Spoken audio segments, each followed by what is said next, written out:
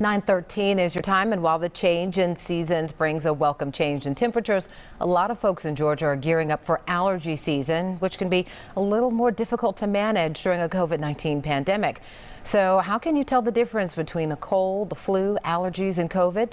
Joining us now to help sort through the symptoms and the treatments is allergist Dr. Stanley Fineman from Atlanta Allergy and Asthma. Good morning to you, Dr. Fineman. How are you? I'm good, Portia. Thanks for having me here. Yes, indeed. Thank you for having us at such an important time here. Let's talk about the symptoms first. How can you distinguish between these symptoms when they're often similar from one respiratory condition to another? Well, you're right. They can be very similar, but they are somewhat different because patients who have allergies tend to have sneezing, they tend to have itching. So along with their nasal congestion and throat irritation, and it's usually routine, it's usually on a regular basis, like every fall or every spring. So it's usually you can pick up a pattern to an allergy type symptoms. COVID, on the other hand, like a respiratory virus, typically has a fever. You certainly could feel run down. Frequently there's a cough associated. And sometimes GI symptoms are associated with COVID symptoms as well. So there is a difference, and the best thing to do if you're not sure is check with your doctor. Okay, now let's talk about masks. Do they help with allergy symptoms at all?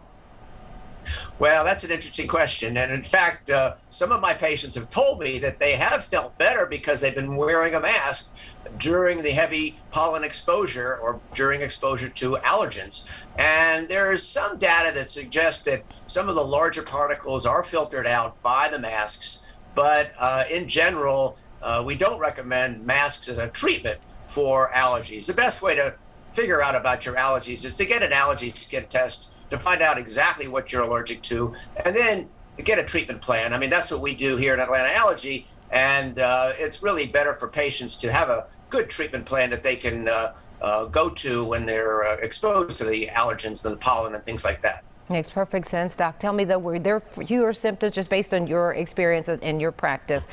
Were there fewer asthma issues last season as people stayed home and wore masks? You know, that's very interesting. You're right about that, because typically there's a peak in asthma in the late fall, like around October, November. We tend to see more children being hospitalized with asthma. We tend to see more patients with asthma coming into our offices and having more complaints. But in fact, a lot of that's triggered by respiratory viruses, not necessarily COVID, but other types of respiratory viruses like the flu or RSV or other types of viruses. You know, we didn't see as much viral transmission because we were social distancing, and we were wearing masks, and we were being very careful about antiseptics. So definitely we saw a reduction, but that doesn't mean it can happen again. And I mean, clearly, now that the kids are back at school, we do worry about the viral transmission of other types of viruses that might trigger asthma or allergy symptoms in children who are at risk. All right. And Doc, I know you see a lot of patients, especially this time of year. And we know there's quite a bit of vaccine hesitancy out there for any number of reasons.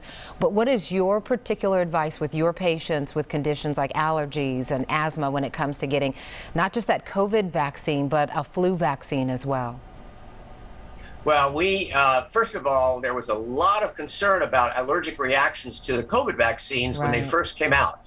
And we were monitoring patients, we were doing testing, and it's interesting because the data does not support a significantly increased risk for most patients to have a severe allergic reaction to the COVID vaccine. So my patients who have allergies, I recommend that they receive the COVID vaccines.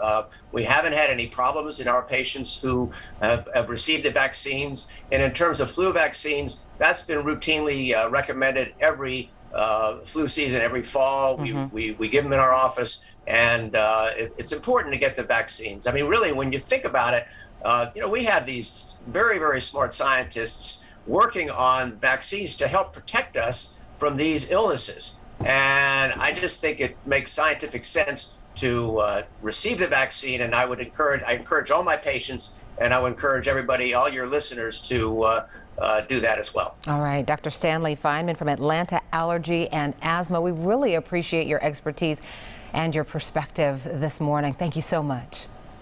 Thank you, Portia. Yes, indeed. And for more information on seasonal allergies, just head over to our website. That's fox5atlanta.com.